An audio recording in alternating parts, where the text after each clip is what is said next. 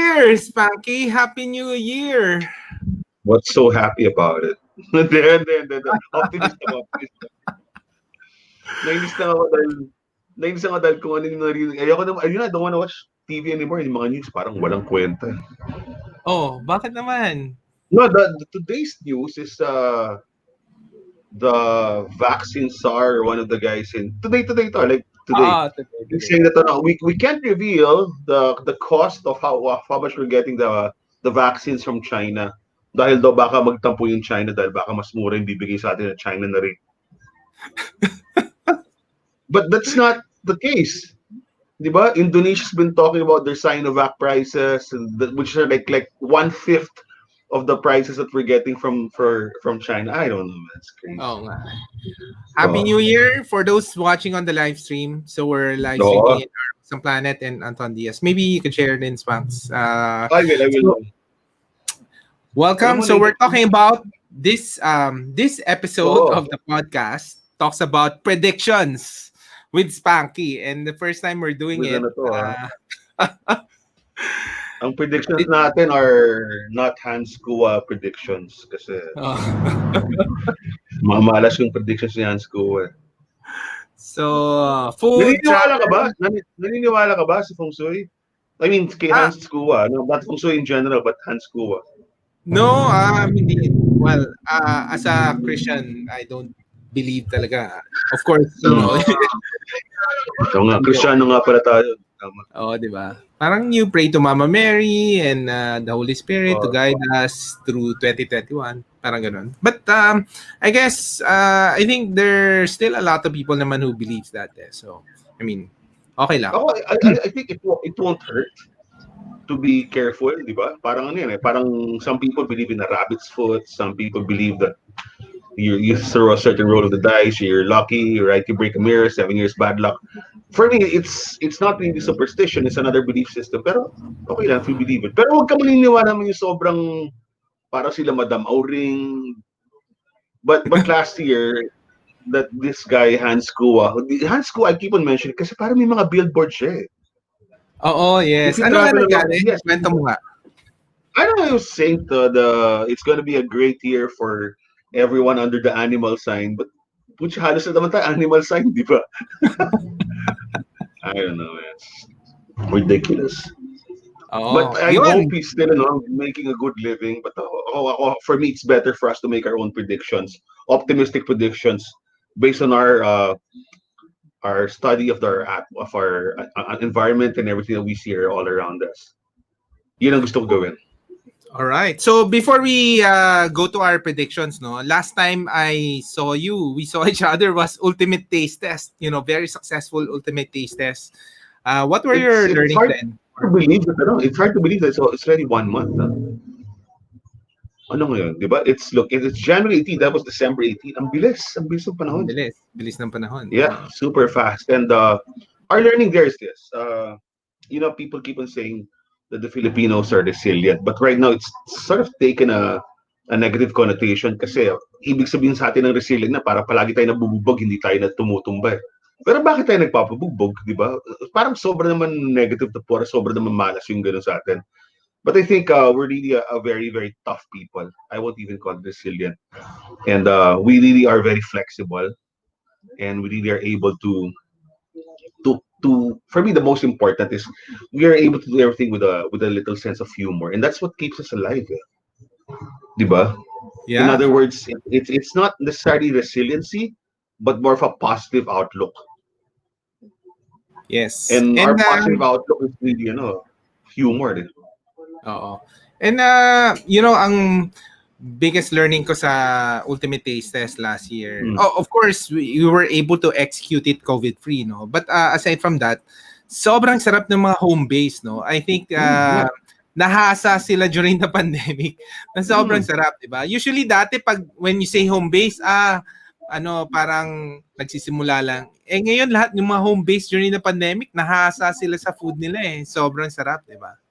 But it's not just the food and the quality and the consistency. For me, a large part of it is the packaging as well. And your communications via social media. Ang galing eh. These are little home projects na biglang pumutok, and then the way they expand is they have their own logos, they have beautiful packaging, and it's continuing. And that's what I mean. No? It's a sense of positivity. Why wallow in our negativity when we can turn around and say, I don't have to be living in misery. I can do something, and that's what they did, and that's why I'm very proud of our ultimate taste test. And take note, we did that in 2 weeks. Ang galing nga. And it was nice to see all the chefs, all the home base. Shout out to Chef Marlene Monfort. Ang sarap ng cakes niya during that time. And we really were lucky because we had a really beautiful venue, no? And our partners from Bizu and obviously from Blue Leaf, who took a lot of good care of us. And that house, and I don't know, mansion, house, or Heritage historical House. Heritage heritage House. house. Oo. And nagpabook na ako sa Blue Leaf. So 2222. So February 2, 2022. Okay, itaga na natin yan, It's book. It's book. It's book for something. And then Baka siguro, binyag. I think we had the reunion with the ultimate Philippines brothers, Ivan Mandi. Oo. Tapos si Ivan Mandi is, he's very eager. He hasn't really been touring his Big Binondo food walk. He hasn't been able to implement it since March for obvious reasons. But I think kung kahapon may tinuro siya mga 2 tao lang. So, he's dalawang tao, pero it's not even a tour. He just walked around. But it's good to see him all around Ongpin and Binondo again. And I can't wait that when everything starts to normalize, we can just go on it again. Because Ivan Mandi is really one of, wala na. Total, yumao ang ating kaibigan si Carlos. When Carlos left, it's really now, it's just Ivan, basically. And the people who work with it, like Anson Yu, all of these, the people he's trained. No? But thanks, Ivan, for being a guide. Oh, yeah. Okay. So yun. So congratulations to everyone who made it to the ultimate taste test. Even if you were not in the top 15 or in top percentile, it still showed that you were there, that you were able to give some quality. And many people were saying the same thing. They were really saying that this is the best field or the most well curated vendors ever in the ultimate taste test. And that's been a 12-year run. Huh?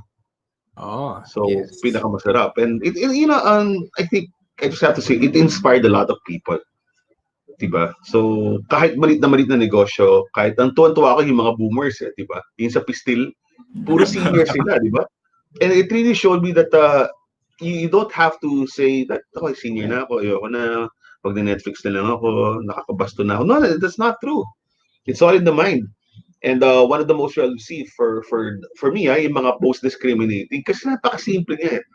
It's basically a food from Mindanao. And it's very simple. It's almost like shredded, no? Salagay mo sa kanin. Napakasimple. Pero yung taste, yung quality, yung originality, and the authenticity of it was something else. Yeah. Actually, number one rank ko yun for the sheer difference that it made. We've never had anything like that. And hopefully in the next Ultimate Taste Test, which we'll have later in the year, mas marami tayong food na galing Mindanao. Diba? Yung mga umabot dito. And that's exactly what we need to do anyway. Pero, anong pinaka number one favorite mo sa Ultimate Taste Test? Ako yung favorite ko talaga doon yung mga actually mga nanalo talaga. The salmon, Salmon HQ kasi you could actually order that to your house, no? And okay yung quality niya. And then the queen of the grill. Sila the ribs. The ribs. Oo. Pero anong number? Alam ko, mahilig ka talaga sa ribs. Smoke Station. Smoke Station, yeah. And what is your number one, your ultimate number one? I think for me, it's I was really rooting for the Smoke Station. That's good. That's our favorite. And then, of course, si Gelato nanalo din. I'm happy for Gelato Manila for Zara because when you come up with something as groundbreaking as the Pulveron Gelato. And the beauty of the Pulveron Gelato, and for those watching us who were not able to taste it, or haven't been able to taste it yet, you go to Gelato Manila. Is that the brand? Gelato Manila, no? Yes. and then ordering yung pulveron. And the beauty of this is it's almost magical. The first layer, it comes in a pint. Bottom layer is pulveron, creamy, flavored, milky gelato. Then there's a layer of apple pulveron, which is not wet, it's not moist, it's pulveron. You dig into it, parang dinurog mo yung pulveron. Another layer of gelato, and on the top is another layer of pulveron. It's fantastic. I don't know how they did it. Diba? Paano Gan- hindi naging basa, hindi naging muddy Oo. yung pulveron? Galing talaga. Galing. And it's very competitive, the ice cream market in 2020. No? By the The way, home brews ice cream. another original of Ultimate Taste Test, si Kelvin Yu. Si Kelvin Mo, Oo. sorry. Mary Moo also Mary has a Lou. pulveron. Also has a pulveron. Pero sa kanya Yes. ice cream. Oh. Oo. So kung gusto yung pulveron ice cream sa Mary Moo, kung gusto yung pulveron gelato, kay Gelato Manila.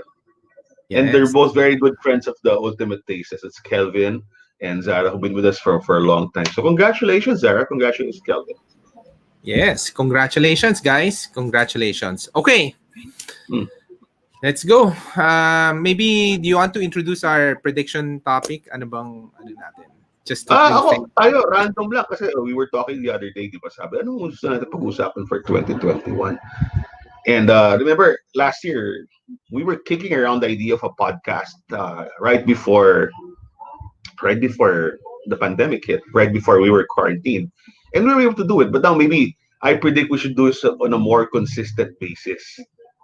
Baka kasi you're busy, I'm busy. And that's good. But maybe maybe Monday nga eh. Baka Monday talaga eh. Para at least yung frame of mind natin. Nandun pa. Tapos pag Monday, hindi pa naman lumalabas yung mga tao. I predict that people will go out more this year. Okay. Okay? So Kasi, that's your first prediction. That's your first prediction. yeah. But safely with the stricter protocols.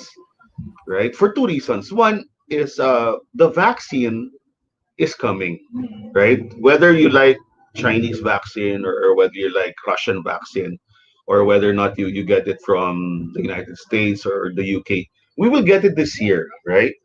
And it gives a certain amount of confidence. Pare, Anton, inggit ako sa mga kamag-anak at kaibigan ko sa Amerika. A lot of them are healthcare workers because I used to work in that field, no, sa nursing. And lahat sila, pare, yung favorite picture nila, nagpapaturok sila dito eh. Wow. Tapos na sila. Di ba? Naka 2 shots na kasi they started 2 weeks ago. And even yesterday, one of my friends, Mike, I think Mike's in real estate, pero pumila siya for 3 hours. He got his first shot already of the vaccine. It's very efficient there. I just don't know what's happening here. And I just have to cross my fingers and remain optimistic. But there are signs. Like kanina si Mayor Isko Moreno, si Yorme, ang live si Yorme mahilig magano yan, di ba? Mahilig siya Facebook live. Ang Facebook live niya kanina, dumating yung 8 containers, refrigerated containers for vaccines. Nalinagay niya, tinago niya sa Santa Ana Hospital. Apparently Santa Ana Hospital, which is brand new, will be one of the vaccination centers for Manila. Wow, At galing naman. take note ang kinuha niya refrigerated, malamig. So ibig sabihin baka Pfizer yan. Oh, yes. So, karamihan kasi sa states, pinipili nila Pfizer. Oo. Or Moderna, di ba? Or Moderna. But right now, yung kumakalat na balita, which is very, very good news, is Johnson & Johnson has another vaccine which is 95% effective, 1 dose lang. Oo. And then hindi kailangan refrigerated. I guess ito nga as we go out this year or next year, ang projection nga is the vaccine will be fully rolled out next year. Ang ayoko lang mangyari is the vaccine will be traded for votes, no? This is a year before the elections, di ba? And that's what's gonna happen. Yeah, di ba? Well, on one end, the LGU is giving it for free. In some, No, buti alam mo, Anton, swerte tayo nung huling election itong when were the last elections? 2019, no? We are very lucky because, at least for us in Metro Manila, all the most aggressive, assertive, and innovative mayors, the most brilliant mayors, are young. Di ba? Bata sila lahat eh. From Vico to Yorme to Joy Belmonte, who's in Makati, Abby, right? So all of them are really very, very in terms of how they manage their cities and even the way they're aggressively pursuing all the COVID protocols and right now the vaccination. Ang galing nila. Imagine if they were the oldies. Imagine. Unang-una, kung yung mga oldies yung mayor natin nung pandemic ngayon, hindi sila makakalabas kasi senior sila lahat. Di ba? They would be non-productive. Imagine. I mean, with all due respect to the former president, Era Estrada, Erap's what, 80s? Manila for the longest time had either Alfredo Lim, who was also very senior, or Mayor Erap, who was also very senior. But the times have changed. And we're very, very lucky for me as a resident of the city of Manila. And I feel very fortunate that he's got right now. Yes. So And yeah. correct. And siguro the second prediction. So if the first prediction is will go out because of the vaccine, the second is really for the Gen Z, no? The Gen Mm. Z. The younger generation now are really will have a lot of influence in 2022. They'll vote the next president. All these younger So people. well, refresh my memory and the people watching. Ilan taon ba yung mga Gen Z talaga? Okay. So the official definition ng Gen Z is Sige. 1995. Pero the core is Ah. 2000 onwards. So So they are starting now, the oldest Gen Z is either they're 25 or 20 years old. So pwede lang oo, bumoto. Tama. pwede nang bumoto. It's Oh. actually the Gen Z will really vote the next president. And we saw that in the yun nga, 'di ba, younger mayors, but we'll see that more in 2022. So it will be interesting. Sino ba iboboto ng kabataan natin, 'di ba?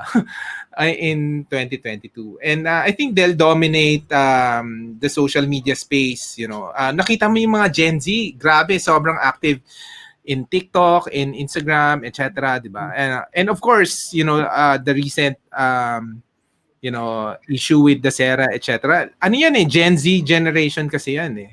So yun.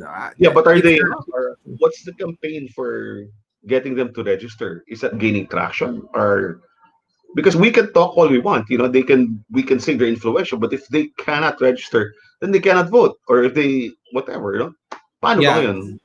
So there are actually groups na doing voting campaigns or registration campaigns. Siyempre na lang nung pandemic, no. But I think Alex Lacson also has campaign. They're getting traction nga for sino ba iboboto natin for 2022. One of the idea is we vote people who are for climate change, diba? Which is a big issue of this generation. And so I do hope that we'll have more issue-based discussion for politics, no? Kasi nga, it's a younger population who will be voting. Pero ang lang yung president talaga. May prediction ka ba kung sinong presidente natin ng 2022? Right now, I don't see I'm hoping, pero like now, yung survey na huli lumabas, no? Ako, I don't believe surveys, no? Like, Pulse Asia, I think it's just bullshit right now, right? For some reason, the past, kasi survey naman for those listening, the survey results can be skewed by the one contracting the survey. Kasi even yung tanong mo, di ba? Even yung tanong mo, iba yung language eh. Right? So, right now, it's too early, but for a survey to come out that the top two most approval ratings for cabinet secretaries are Secretary Duque of the DOH and Harry Roque. That's crap. Anong mundo to? Anong parallel universe to? But maybe I'm wrong. Maybe that's the reality. Maybe we really are like the United States, where we're really completely divided. But be that as it may, even if we're completely divided, the results will still show that there is a divide. The survey results are not showing a divide right now. I believe there's a divide. Even if President Duterte had 16 million votes in 2016, I doubt if he still has those 16 million in the back of in his back pocket right now. I don't believe that. But that's not coming out in the survey. So maybe there's something wrong with the way they're conducting the surveys. Diba? Kasi hindi ko Harry Roque, oh my God. Are we that, ano? I mean, when I look at the news, Anton, are we that stupid? Parang yun na Hindi talaga naman. eh. I think Oh, medyo skewed rin yung mga surveys talaga. And remember, wala na tayong ABS-CBN ngayon just to have another point of view. No? By the way, ito yung book ni Alex Lacson. Nabasa mo na ba to?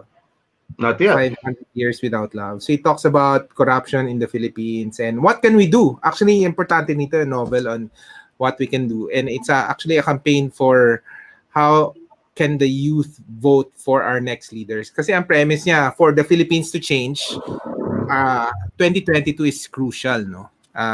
For the Who will, leaders ano? in the Philippines. Who's conducting a campaign for voter registry? Who's leading it? Because I'm not really seeing it. I see si Chef Ed Bugia. He always posts about it. But we should talk to Ed Bugia about it. And, Oo, maybe we should just do it, di ba? Parang, oo. Kasi kung walang gagawa, alam mong problema sa ating Pilipino, nag-iintayan tayo. Eh. Di ba? no, Eh I baka think may ginagawa yan. na I think na ano lang nung pandemic talaga. I think nasa pawan lang. So I think now is the right time to do it. It's 1 year before the election and we need the youth to really register and vote, no? And I Sige, think that you know what's our gonna future. happen? And this is what happened in 2016. Everyone, ang hindi natin natanggal na habit, manyana habit, o bukas na yan, meron pa Oh, tayong yes, yes, 50, yes. we have 18 months, or we have until what, the end of October 2021 to register for the May election, 6 months before dapat naka-register ka na. And people are gonna register in October. But that's what I'm saying. If we want to do this, if we want to help Gen Z, because we feel they'll be the deciding factor, that their votes will really sway where our country is going in the next 6 years or 7 years, they have to register now. You cannot wait. Di ba? Oo. Alam ko, nakita ko yan first hand. Nung 2016, they opened up the malls, right? And we may not even have malls open for that number of people this year. They opened up the malls for voter registration. I distinctly remember I went to Lucky Chinatown Mall. Baby bilin ako. Pare yung linya for voter registration, pumulupot sa buong 4 floors ng mall on the last registration day. So hopefully that doesn't happen. In the Oh, first and place, hindi tayo pwede mag-overload na yan, di ba? hindi na pwede. Oo. Mm-hmm. Hindi na pwede yung gano'n, di ba? And then, di ba, ano ba, may mail-in votes rin ba tayo? Hindi na siguro. May Wala. vaccine na by the time. Oh my God, mail-in votes, pucha. That's the biggest source of corruption ever. Parang ganyan, yung cheating na yan. Sus Mario. No, we're not ready for those things. We're not ready for those things. Oo. Pero, the BSP, the Bangko Sentral, really projects na 2022, early part 2022, full rollout ng vaccine. So, during the election, that should be done deal na. I mean, at least most people have vaccine. Oh, but you're saying that full rollout means tapos na by early 2022. So we're looking essentially at a 12-month period from now until maybe December this year na nagro-roll out yung vaccine for 100 billion Filipinos, right? So, ganun. Kasi wala pang uunahin nila seniors, but who will get the vaccines? Will toddlers get it? I'm not getting. I don't know. So, Hindi hopefully, siguro. Wala they figure it yata out. sa ating kids eh. It's seniors, health workers, and then, private adults. All right. So, what's your next prediction? Sige, tama na yung COVID yan, tama na yung election. Hindi, sige, sabihin ko lang, sino ba yung nanunguna sa survey para lang matapos tong election na yan? Ang nanunguna sa survey, si Pacquiao, si Bongo, Sara Duterte, and one of the Marcoses. So, I don't know. Magkakampi lahat yun ah. Wala bang opposition? Wala akong makitang opposition eh. Wala, di ba? Wala. But we're a very... Well, meron si Lenny, technically. But I don't think Lenny is planning to run. I mean, she never even wanted to become... It was never in her plan. It's all Jessie Robredo. It's her husband who would have been a really excellent president. But it's really tilted. So, I don't know. I don't see anyone right now. I really don't see anyone right now. The only person I see, but he's a very smart guy, he may decide not to run yet, is si Isko, who's got, I'm not saying that he's the most qualified, but in terms of charisma, and that's how we vote here. We vote on charisma, looks, and the history of the person. Saan ang galing si Isko? Squatter dati yan, di ba? Nasa Smoky Mountain. Hindi He's the one siguro, with the story. hindi siguro. I think ako si Isko, tatapusin ko yung 3 terms ko, then I'll run for president. That's exactly my point. He's too smart to run for president 2022, but people would push him. He's too smart. So sayang di ba? If you're a little bit, mas nag-senador na ako, but exactly what he said. If he's really a smart 2 terms pa 3 terms. So 3 terms, di ba, sa mayor? Oo. The 2 terms yata sila, 2 terms. Oo. Anyway, whatever it is, he finishes his whatever the constitution dictates, then he can run. But then again, that's the gamble. Would it be too late then? Will someone be there on the horizon who can just overtake everyone else? You don't know. But all of these guys have ambitions, right? None of them will say, I don't have any ambition for running. Everyone's gonna say, ano, wala, may mas magagaling sa akin. But at the back of their mind, they're all politicians. Everyone wants to be president. Yes. So let's see. But if you're asking me right now, Anton, if you're asking me, kung kayon pwede kang bumoto, sinong boboto mo? Nako! What? Ang hirap. If I could choose anyone to be president, I would choose Roman Ang. Bakit? Sige. He's a builder, and he's a good manager. He knows his people, and he's very coy. I don't think he will run, but if you look at his social media page on Facebook, the way he talks or the way the voice, the tone that they take here is that of a leader. He's a technocrat. He's a builder. He's an excellent manager, and a lot of people are claiming credit for the Skyway 3, but it's really his project. Siya talaga siya talaga yung gumawa niya, di ba? He's building an airport, all of these. And he's a visionary. Right? And I think nag-iba rin yung tone niya ng recent years. Talagang really wanted to help out a lot of people. So, especially after nangyari sa family nila, di ba? But he's not a politician, right? Yeah. So, but there, if I were to vote for anyone right now, assuming there's elections tomorrow and he's running, I'll vote for Herman. Ikaw? Ako, I really wanted a younger, a younger new voice, no? And I think a lot of the current choices are older and, matagal na. I actually like Bam Aquino, no? I like Bam Aquino. Yeah, it's just that natalo siya nung last Senate race. Although the young people like him also. And I met the guy, very visionary also. So I just don't know, the politics might not agree with what you want to do. But, Bam Aquino is a good choice also. But baka hindi siya ready for, the spot. Actually, I think yes, but I don't think the Filipinos, masyado naging branded just Dilawan by his very name. No? Ako Dilawan ako, di ba? So no ifs, no buts. But I'm not Dilawan because of Ninoy. I'm not Dilawan because of Cory. I'm Dilawan because for me, Dilawan stands for something, for moral integrity, in the way you run the country. So, but if you want to make it a dirty word, it's a dirty word. But that's where we are right now. So my prediction is the 2022 elections will be very violent. If we're looking at the states now that the insurrectionists are attacking the United States Capitol building, and even Joe Biden has to really adjust his inauguration in 3 days. It can happen here. It can happen here. Especially if the administration candidate loses for whatever reason. Yeah. Diba?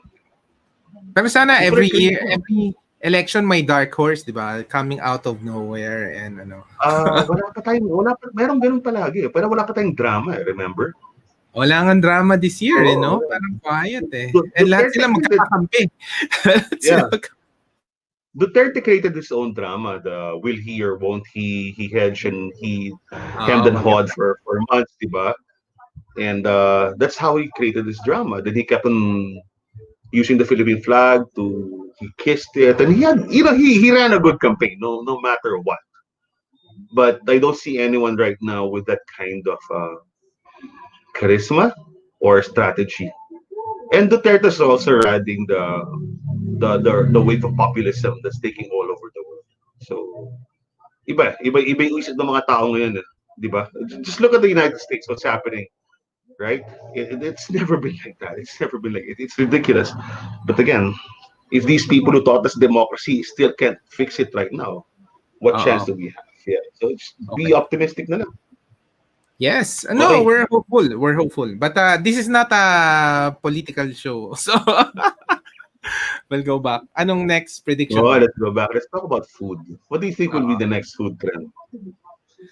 Ako for food, I think Monday food trips would be. I'm starting to like Monday, no. I'm starting to like Monday actually. Why? Because one time we went to Tagaytay on a Monday, walang traffic. Some of the restaurants are open. And I think Monday has its own magic, no. Magic Sandali. Monday. Kala ko cleaning day ng Tagaytay yung Mondays. Hindi na. Tapos na yun. Wala na ganun. Hindi. So, I think what emerged was, since Friday, Saturday, Sunday is traffic, Mm. nabuhay yung Monday. Kasi nga, there was a group of people before na who would explore Tagaytay, what's Mm. new, what's ganyan. Hindi na weekend pwede kasi traffic, no? And kahit na may pandemic ngayon, traffic yung weekend. So ngayon, umaakyat sila Monday. Monday. And Pero kaya the restaurants are open on Monday, oh, good, and good, Tuesday good. sila nagsasara. And I think Okay. kasi para hindi crowded yung restaurant, 'di ba? Wala kang traffic. It's more, COVID. I mean, mas safe for with COVID, etc. At the same time, it's open air na rin naman. So, Mm-hmm. may mga Monday food trip na nangyayari. And that could happen for kasi iba, for example, Tagaytay, no. Minsan kahit may mga online sessions ako, you can maganda yung internet sa Tagaytay, no. So you can do your work there ganoon habang Yeah. having a long lunch ganyan. So ang ganda. And Good of idea. course, the new restaurant there, the Fatted Calf, ang sarap. Diba? Chef JJ, Chef Rhea. Chef DJ o Chef Rhea. And it's the first time na may masarap na cake in Tagaytay. And technically, it's the best That's cake true. in Tagaytay. Oh. Kasi ang Tagaytay naman has always been known for buko pie. Wala naman buko tarts, buko Wala. pie. Diba? Oh. Pero wala Ito, talagang dessert. Oh. ito pa, Benguet strawberries directly shipped to Tagaytay. So, ang sarap ng mga Ganon. strawberry. Imagine mo, strawberries in a cake in Tagaytay after a really good meal. So, nangyayari sa kanila, after kumain sa iba, they go stop there for dessert. Or some people just hang around the entire afternoon, di ba? You can do your work naman there. You can do your Zoom there. Ganon. One time nga, I did my streaming there. Sabi ko, okay Okay rin internet dito So, you can really do it, di ba? Tsaka di naman siguro mag-erupt na naman yung Taal, di ba? Hindi naman sana. That was January. Remember, that was January 12. And yes. after Taal erupted, it was like downhill for the whole world. Parang it just signaled. Remember what we were concerned about exactly 1 year ago? Ang concern natin, Taal, we were doing fundraising for Taal at this point a year ago. There were bushfires all over Australia. Those were the biggest concerns, no? And then we started getting the first news leaking out of China about the coronavirus. And, no one's really taking it seriously, diba? There were so many jokes about corona beer. Ganon. Oh, yes. And then I remember, but the early February, they were saying, no, it's not going to reach the Philippines. We have all the protocols in place. And that's not what happened. And we have to live with this for a few more months, maybe until the end of the year. But, I feel it's going to get better naman. Basta hindi lang magkaroon ng flare-up ulit. But people have to be careful. Kasi, going by what you said about Tagaytay, I won't mention the restaurant anymore, but it was in Quezon City last week. Nag-dinner ako doon. Parang wala nang protocols talaga. Popular to, a fast casual restaurant. Walang protocols? Bakit? Wala, di ba dapat 50% capacity? I think yun nasusunod. But I think there were more at 60%. Pangalawa, wala nang diagonal puro face to face na. Wala nang diagonal seating. Di ba? Wala nang 1 meter.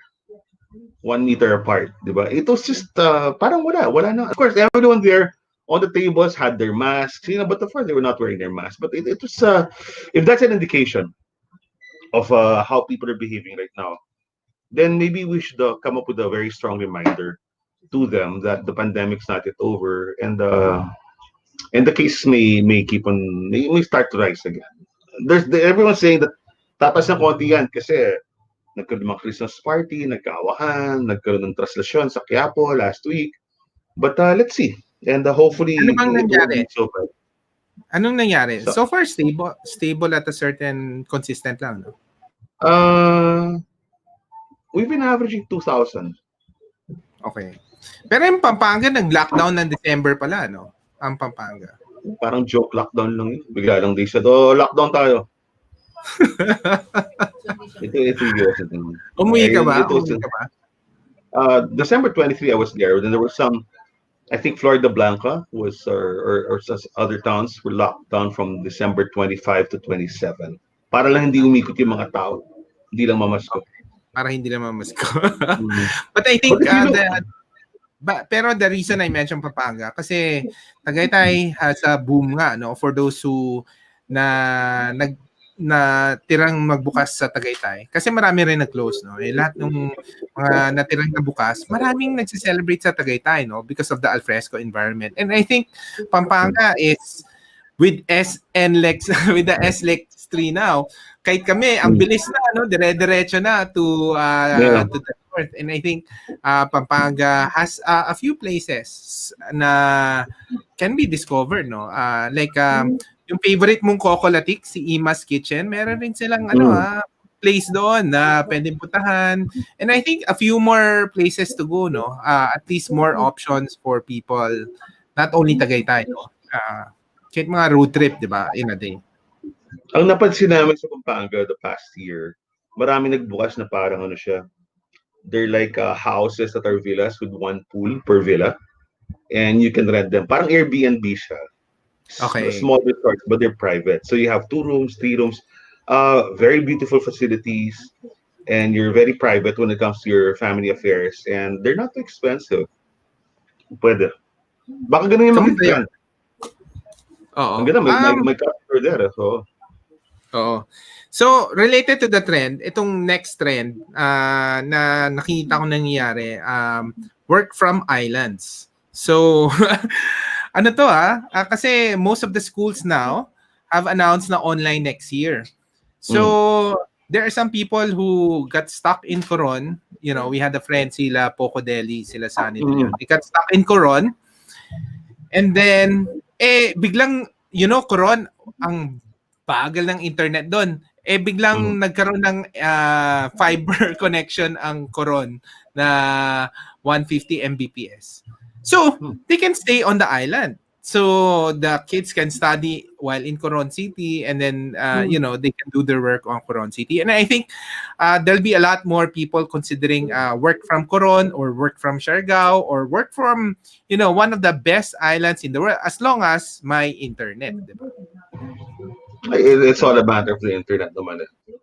Pero yeah, I hope people get to, especially for the hotel industry. Kasi sila yung restaurants, the past few months, we were like, especially in December, from late November, there were several restaurants that were actually hitting 70-80% na pre-COVID.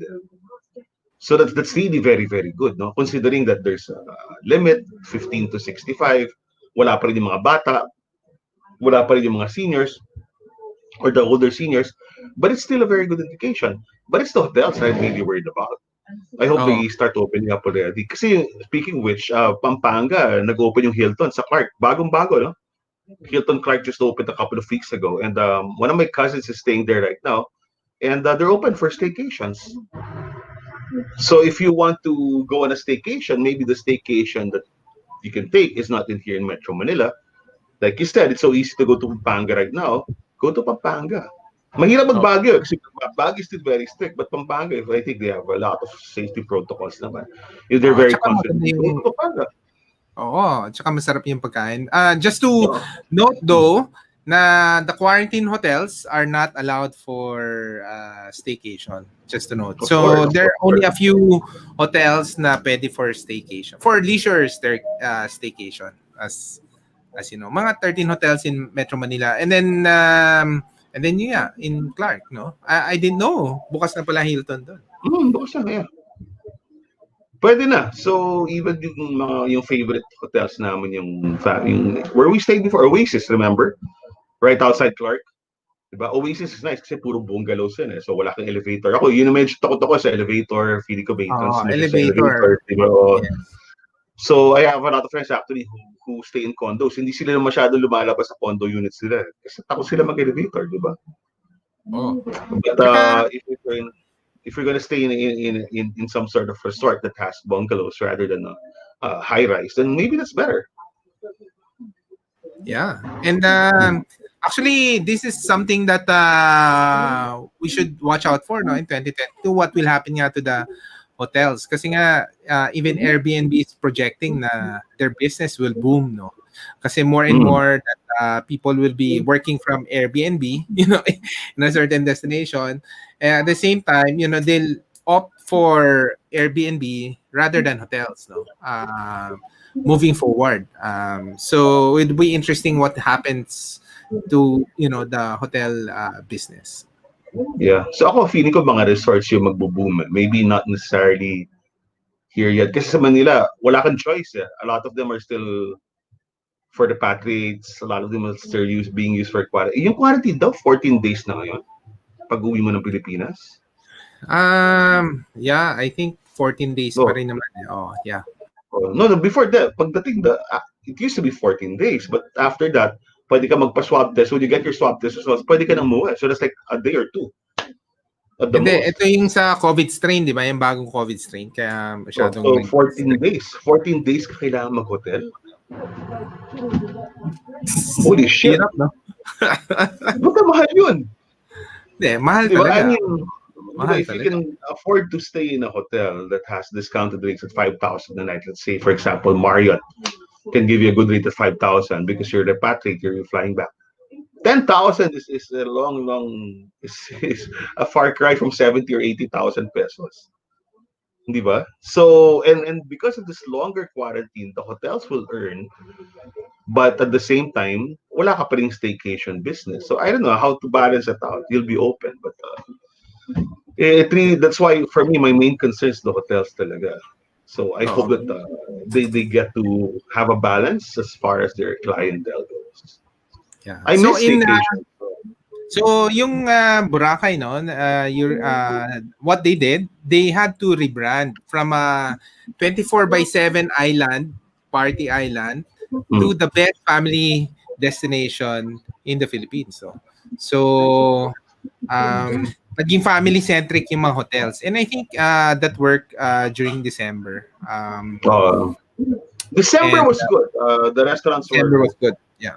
Ngayon, January, wala na naman tao, obviously. So, quiet na naman ang Boracay. So, if you were to go to Boracay, now would be the best time. Ito, January, February, presko, malamig, tapos ang linis ng island, walang lumot. Beautiful. Be the best. And then, allowed yung seniors and the kids, di ba? So, yeah. Oo nga, no? Yes. So, wait, just to be clear, seniors and children can fly to Boracay. Yes. Basta may PCR test lang. So the kids have to have their swab test also. RT-PCR or antigen or both or whatever? No, our PCR test. Okay. Wow. Magkano ang PCR test? 4,000, di ba? Sa Red Cross, 4,000. Last time I checked. Well, it's still mahal pa rin. But mahal pa rin, di ba? But if you can afford it, and for your mental health, and more importantly for your kids, di ba? Kasi parang kung nakakulong na yung bata for 10 months, it's hard. It's really hard. Hirap nga. And kaya maraming Batangas, no? Actually during the summer, yan, maraming mga Airbnb or mga small resort in Batangas, yan, for sure. Gumawa ka na ng listahan ng mga pwedeng puntahan for families? Actually, wanted to do it, pero kasi you need to check the safety protocols din eh. So, doon ako nahirapan to check the safety protocols. Kasi nga, how would you know na they're really cleaning the entire place, diba? What if every day, for example, fully booked every day, no? Paano mo laman na clean? So, yun lang. I think I'm looking for a way to vet. Paano mo malaman? Let's say, ang dami nagtatanong ngayon, Pansol. Saan ka pupuntang Yeah, Pansol? yeah. Meron kami mga favorite Pansol places, pero paano mo laman na yung mga safety protocols are there? So, But yun yung di ba? Pansol, Parang medyo yung mahirap. Pansol hot springs yan, di ba? Kasi ang kanina lang binabasa ko. But palaging ngayon parang there's so many, even the condos allow swimming na. And people, I don't know how true this is. They say that chlorine kills the virus, or it lessens the spread, even if they're like people from who are not your close family relations or not your neighbors in the same pool. So swimming is safe. But Pansol, hot springs, so walang chlorine ng Pansol. So that's another thing. So I don't know what's the transmission Oo. there. Di ko alam eh. Hindi, yun nga eh. Oh. And it's kind of hard to say na okay, these are the places to But I guess the Department of Tourism needs to have meron silang parang safety label eh. And but ang issue lang, there are all these small places, 'di ba? That has a pool na I don't know whether they can certify that as safe or not. So, yun lang yung dilemma ko recommending, a lot of these places, 'di ba? Okay. Yeah. Yeah, so I agree with you. I agree with you. And siguro we have, hopefully one of these days makalabas tayo ng summer din, Spanks. Then let's actually dapat lumabas tayo before summer. Tignan natin. And let's go to this place in Florida Blanca. Florida Blanca is a smaller town in Pampanga. Kasi sa Pampanga, when you talk about you start thinking Clark, Angeles, San Fernando, di ba? But Florida Blanca is pretty much off the beaten track. But there are a couple of resorts there that are really beautiful and very private. But maybe we can check it out and write about it. Yeah, let's check it out. Yeah. I think mas ang allure ngayon mas hindi mo nga naririnig, mas off the beaten path, mas maganda, di ba? Yeah, and more private than you. More private, Everyone is sort of segregated. So kung yung guest house mo, hiwalay na hiwalay doon sa guest house ng ibang tao. So, hindi rin kayo nakikita. Wala kayong direct contact also. Oo. Tsaka, daanan natin si Ima's Kitchen when we go there. Saan ba si Ima? Parang, basta somewhere in Pampanga eh. Somewhere in Pampanga. Oh, but I order stuff from them, like you said. May outdoor sila, may outdoor garden. Yung mga ganyan. Sige. Maybe we should do that. Pwede ka malapit naman Pampanga. Mag-plan tayong Pampanga trip. And I think, ayun nga, because of SLEX 3, sobrang bilis ng Pampanga to go to Pampanga. Sandali, ngayon, libre na lang yan hanggang February 1? Or... Wala, libre na lang yan hanggang February 1. Pero, pare, galing sa amin, dire-diretsong NLEX. Walang problema. Ang feeling ko, ang rate from yun lang. Alabang hanggang Balintawak will be close to 400 pesos. Damn. Paano hanggang Pampanga? Di ba? 500? Pampanga, from Balintawak to Angeles will be around $250. So, $650 ang toll mo. 1-3 lang. Pero pwede na yun kasi ang bilis eh. Hindi mo naman gagawin araw-araw. Walang traffic, pare. Walang traffic. Gawin na natin soon bago pa maraming gumawa. Gawin natin soon yan, tama. I think we should do that. Sige, let's plan that. Let's prioritize that. Let's plan that. So yun. So of course, road trips to these places, working from, not in your home na, no, working from Airbnb or working from island is one of those things, no. Okay. What's your next prediction? Let's I'll close lang my travel prediction, no. Go. Syempre in travel we'll still have bubble travel, no. From one point to one point, it's usually from your house to the resort. But I think one attractive thing that will happen, I'm predicting, no, in 2022 is bubble local cruising. Kasi you can really control either it's a yacht or may mga service na like Discovery Fleet, they go from Batangas to Coron, ganon. And then before you board, small group lang kayo. Before you board, ganon, lahat naka-PCR test. And then it's really all outdoors, no. You go to Apo Island, you go to the different islands, and as long as lahat naman is COVID-free during that trip, then Mm. parang you're really creating a bubble travel group, no? In a sense. So, I think maraming gagawa niyan, especially during this summer. Oh, Maraming may pero mga yacht, no? Yacht for rent and stuff. as a reminder lang, it doesn't mean that just because you're all first cousins or magkakapatid, aunties. The very good thing, the procedure that so many of our friends did before Christmas, like Si Richie, their families from all over, di ba? But they assembled in Antipolo for Christmas taking up to New Year. So December 15 or even earlier, hindi na lumalabas si Richie dahil December 25 magkikita. At least a week. That's what many people Oo, did. dapat ganun. Oo, dapat Oh, so naka-quarantine. nag-quarantine talaga sila. I mean, but then everyone had their little test, right? Before you all went together. Like si Malvin sa Broadside. Malaking pamilya si Malvin, di ba? And ang ginawa niya, they really he bought kits or he contracted someone, maybe a medtech or one of these services. So lahat ng buong pamilya nagpa-swab test. Wow, tama yun. By December 23, lahat sila nag-swab test na tapos wala nang lumalabas ng bahay. So they were able to spend quality time over the course of Christmas all the way to New Year's, feeling very safe. Tapos sila lang, walang extended family na masyado, walang ibang kaibigan. So continue being careful because that's the only thing that can prevent another lockdown. Yeah. Ang nakakatakot dito pag ngayon we're at 2,000 cases. Nag-increase yan kasi before the holidays we were about 1,516 for all of the December. So it increased by 500. But don't be too alarmed because this is not just this nationwide, number one.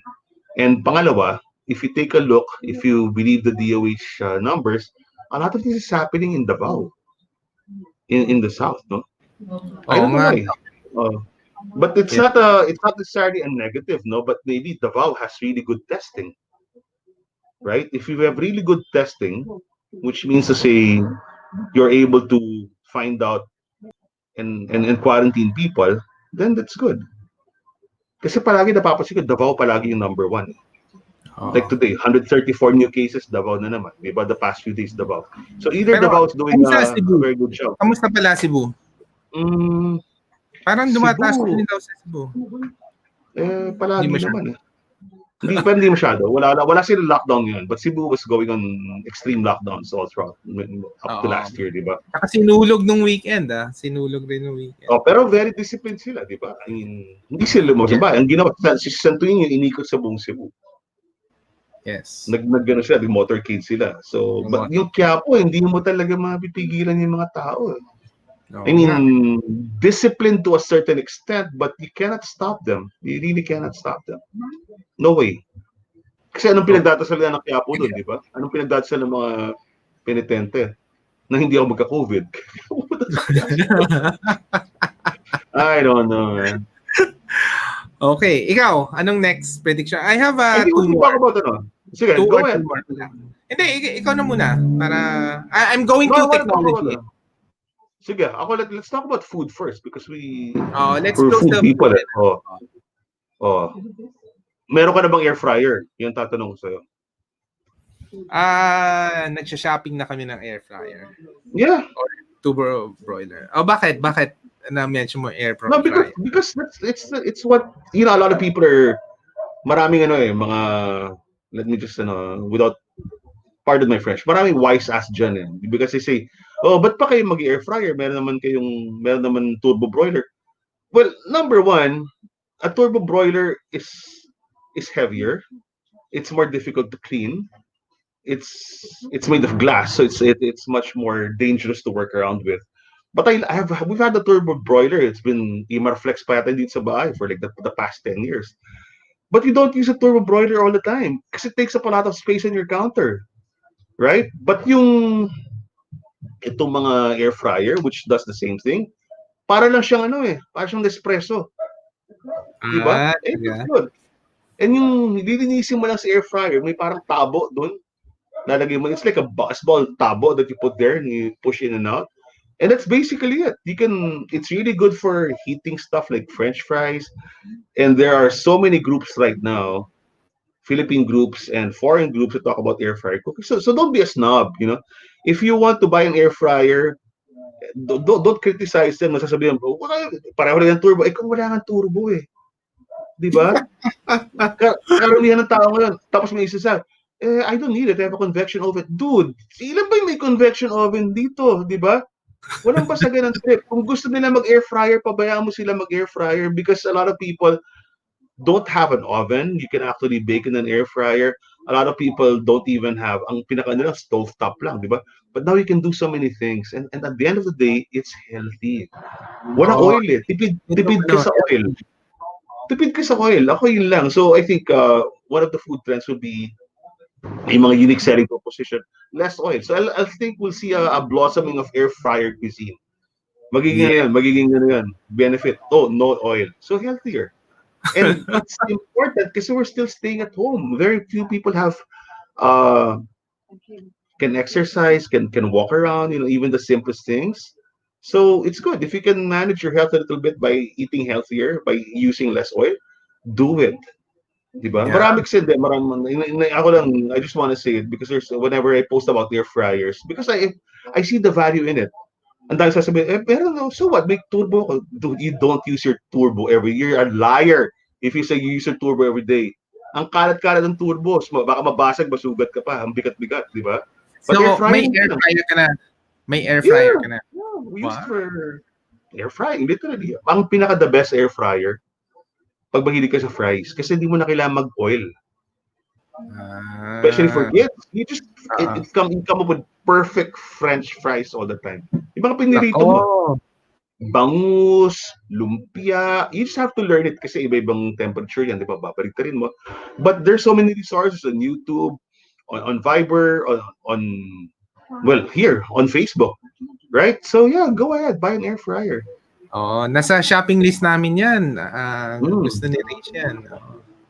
At saka na talaga, Alright. bottom line, healthy air fryer. Kasi, Tsaka oil. marami pa rin hindi lumalabas I think hindi sila lalabas until fully roll out yung vaccine. Oh yeah. Totoo yan.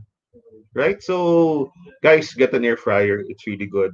Anton, you should make a special vlog about that. But for those who are watching right now, you want to find out more, you just search for air fryer groups on Facebook. Ang dami. Tapos nandun na lahat ng recipes. Everyone's so helpful about it. So yeah, buy your air fryer. That's the number one trend next year. Yun, hindi na nga prediction yan. Obviously, mangyayari. Ang gusto ko lang sabihin, huwag kayong maging snob, di ba? Kung may turbo ka, di gamitin mo yung turbo mo. Kung may convection oven ka, gamitin mo. Pero huwag yung pagtawanan.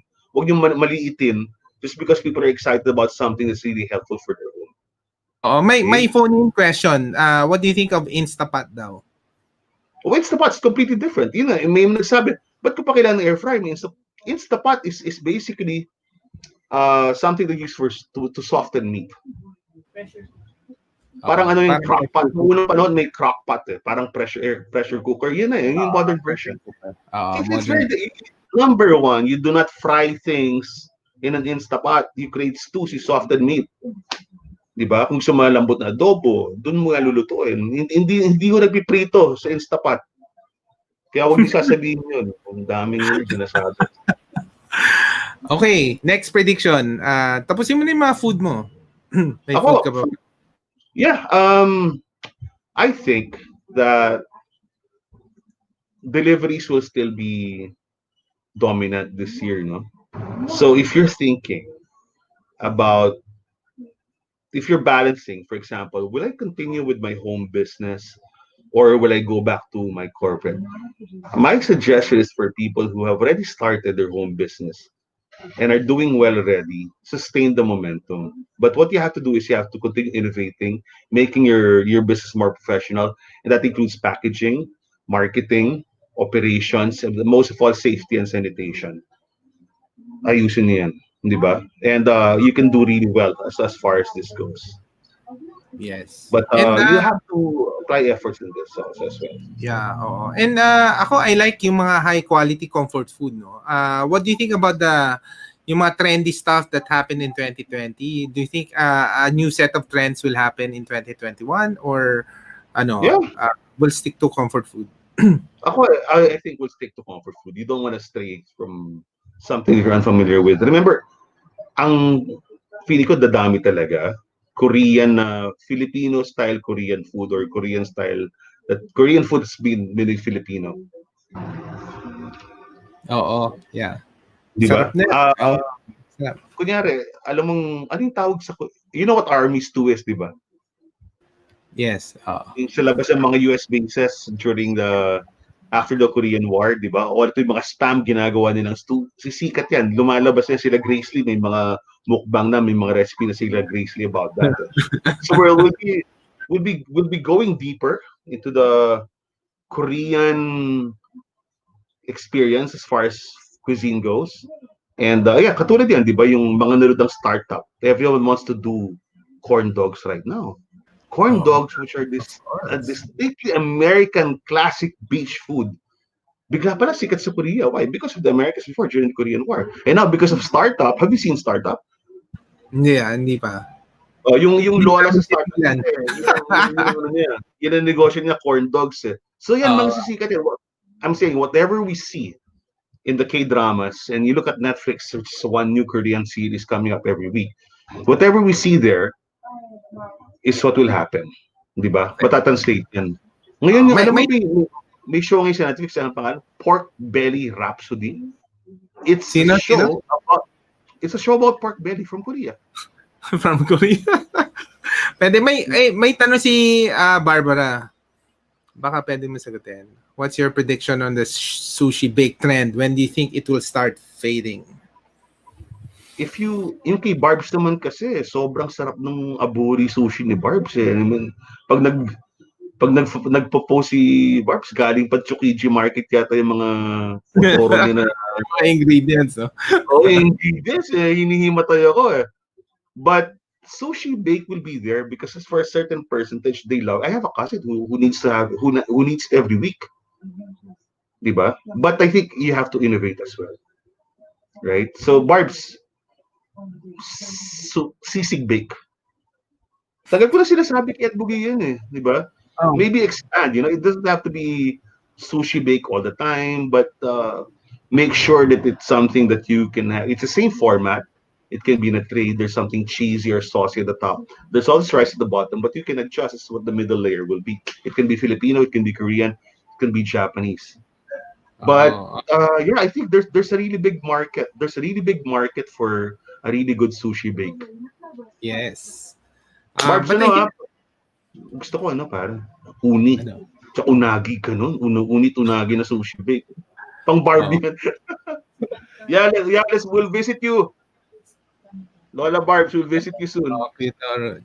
Chotoro. And I think the sushi bake, just on the sushi bake, I think yung mga masasarap talaga yung naiwan eh.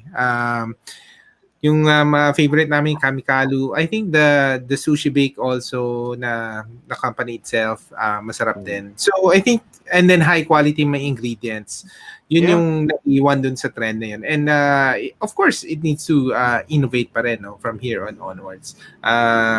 Not only on the ingredients, but labanan talaga packaging din eh, di ba? Kasi lalo kami, nasa Laguna, gusto namin pagdating dito, buo pa rin yung sushi bake, di ba? So, ako, advice lang kung bibenta kayo sushi bake, dagdagan nyo ng nori. Doon nabibitin yung mga tao. Di ba? You can increase your cost a little, but add more nori. Because sometimes, you add just like what? 10 sheets of nori, bitin yun. Because the nori plays a very important role. It complements and cuts the savor in the richness of the sushi bake. Pag maubos yung nori, parang iba na yung lasa ng sushi bake, masusuya ka kagad eh. Di ba? Kahit maraming kanin yun. So always make sure there's more nori than needed. Kasi yung nori naman, di mo sasayang yan. Kakainin yan. Parang lumpia wrapper yan. Ang gusto ko lang sa lahat na to, sumasarap, no? And of course, we're predicting na sobrang sasarap yung mga kasi parang yung sushi bake naging comfort food na rin in a sense, no? And sumasarap no, comfort food. Really is, yeah. Oo. Ang ano lang naman, you want to make sure that people start craving for it. Remember, for those who are old enough, mga Gen X, even the boomers, who were already here in the 80s, nung pumutok yung shawarma, nung pumutok yung lechon manok. Di ba? Lechon manok, for a while, I remember when I was a kid, dito nakatira ako sa Manila, parang literally every block may lechon manok, oven, rotisserie. Every block. who survives to this day? Andox and Baliwag, di ba? May magsusurvive eh, di ba? Parang yung mga Zago dati, who survived? Zago, right? May magsusurvive. So if you're really going to be that one, make sure that you are scalable. Siguro yun ang isipin nyo ngayon.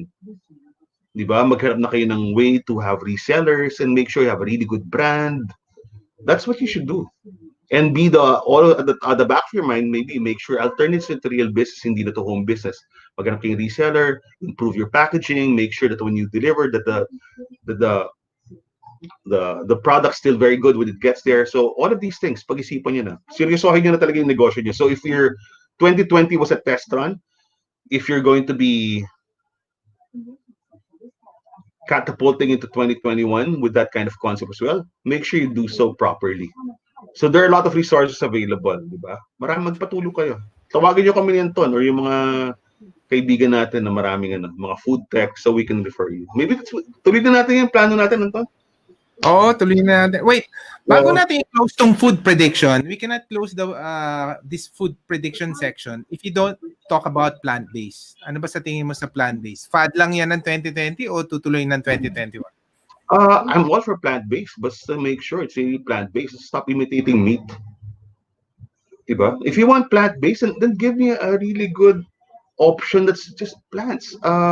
Why do you have, nakita ko, diba? I posted the other day. But why should I go through all the trouble of disguising whatever it is, TVP, plant, soy, or ultimate meat, whatever they call it, to make it look like a lechon kawali or a pork belly? Why? Why don't we just have come with a really beautiful dish, something with kalabasa, di ba?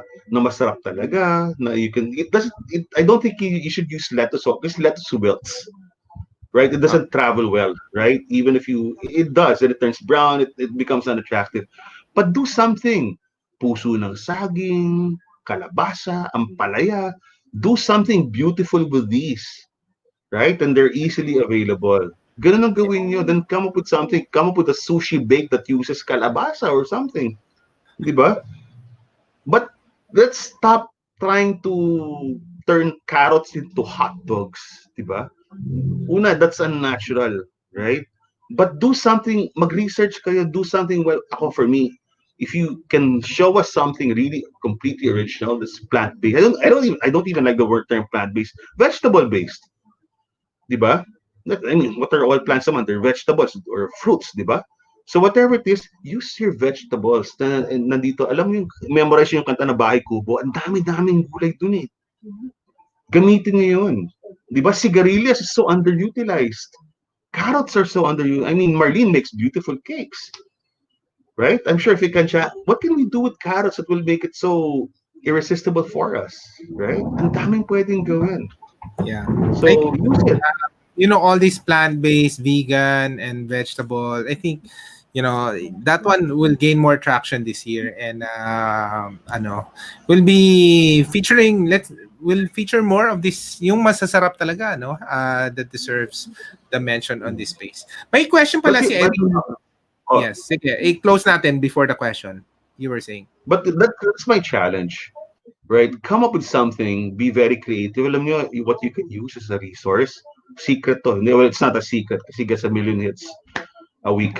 Kay Tatong. Ang dami-dami niyang recipe doon. Ang dami-dami niyang recipe. Maghanap kayo ng mga gulay na recipe ni Mike, ni Tatong sa Simple. Then tweak it. And Mike is super generous. He wants you to use his recipes to create a business. So whatever you see there, walang pagbabago yun sa mga restaurant niya. Find something, get inspiration from Tatong's videos, get inspiration from his cookbook, and then do your own. But that's my advice. Do something with vegetables, something that we can almost treat like a sushi bake, right? Pero kalabasa or carrots. Una tayong gumawa ng mga leafy vegetables, di ba? Kasi mag-build ka na kamote, di ba? Gawa tayong ganun. Tignan natin ang pwede natin. Laing, di ba? Oh, gumawa kayo masarap na laing. Ang dami. It's underutilized. Pero yung simple, galing na nga ng mga recipes doon. Yan ang mga niluluto ni Raish. Ang sarap nga. Wait, may question si Irene. Irene is asking, we are selling the traditional American-style corn dogs for 2 years now. It's quite doing well online now during the pandemic. Shall we be bothered by the Korean corn dogs that are popping up left and right? Oh, make your own version. Ano yung kala Irene? Anong brand ng Irene? Oh, anong brand nyo, Irene? Maybe you can let us Yeah, know. maybe you can tell us, Irene. Maybe kasi there's this corn dog brand that I've been wanting to order from sa Facebook. Okay. Sige, hintayin natin yung sagot niya. Pero, I love corn dogs. Irene, question also, do you sell them frozen? That's what I want to find out. Kasi corn dog na binibili ko, ang mahal-mahal sa SNR. Masarap, pero mahal. Pero mahal. Okay. Oo, sobrang mahal. Pero ang dali kasi just put them in the toaster, okay ka na, di ba? Oo. Okay, sige, let's move on. We'll wait for the answer. Sige. Any other things on the food? Ayan, Phil's corn dog. Yeah, Phil's. Oh yeah, yan matagal na Irene. Let me tell you, I've bookmarked Phil's for the longest time, and then I know that you're coming up with a new product you've been saying the past couple of weeks. So I stalked your page, and it looks like the most legit corn dog out there. Wow. So yeah, don't be threatened, but here's my suggestion for you. You market as the original. So if the Korean startups are all making their own version of the corn dogs, you essentially have the most authentic corn dogs here, and that's how you talk about it. There's a big market for corn dogs, ha? Ang laking market yan. Ang sarap-sarap ng corn dogs. So, tapos maybe expand your product line, gawa kang hash brown. And I think yun nga, yung nakita natin, high quality comfort food ang nag-work eh. So kung if you really have good corn dog, yeah, go for it, diba? If that's the American version. So sabi niya, they have freshly cooked and frozen. So perfect. Yeah. Yan, hash browns. That's someone make hash browns, di ba? Oo. Or alam mo, yung mga basics na, di ba, ngayon maraming mansanas. Di ba si Lola Conchings, one of her top vote getters sa Ultimate Taste Test. Look through your old recipe. Si Lola Conchings, recipe ng Mati family yan. Mga lola pa nila yan eh. Then they sort of had to tweak it a little bit. But it's one of the best apple pies I've ever had. Right? Ako, hindi ako mahilig sa apple pie. Pero yun lang yung nagustuhan na yung apple pie talaga. Yeah, but not because Marlene was here, was listening to us, but even that yung carrot cake din, napaka-simple. Pero tamang-tama yung timpla. Alam mo maraming carrots, and the carrots are actually make you want to eat more because they're almost sweet as far as the carrot. Then the cream cheese basically just complements everything.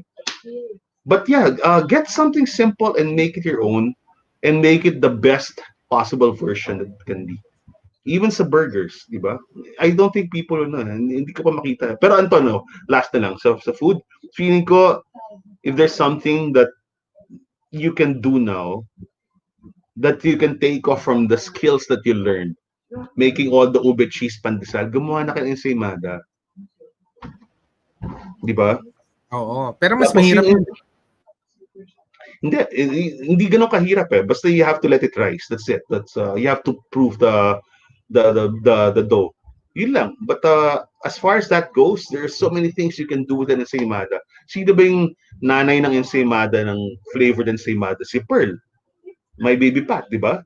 But My Baby Pat is in Laguna, right? So if you can make your own version of My Baby Pat here, why not? Ako, whenever Pearl would talk to us before, di ba, anong sinasuggest ko palagi? Latik, chocnut. Yun lang. Tapos gumawa siya latik at chocnut, happy na ako. Right? So someone make something with chocnut. Ako, yun yung mga yun yung bibenta this year. Anong nasa pantry nyo? Milo, Ovaltine, Burr Brand. Gumawa kayo, ginagamit yan. Something to do with condensed milk. Right? People will keep on buying a lot of desserts. That's my prediction. We'll continue. All right. What else? Okay na yung food mo? Yun, gumawa kayo desserts. Kasi madaling, no-brainer in desserts eh.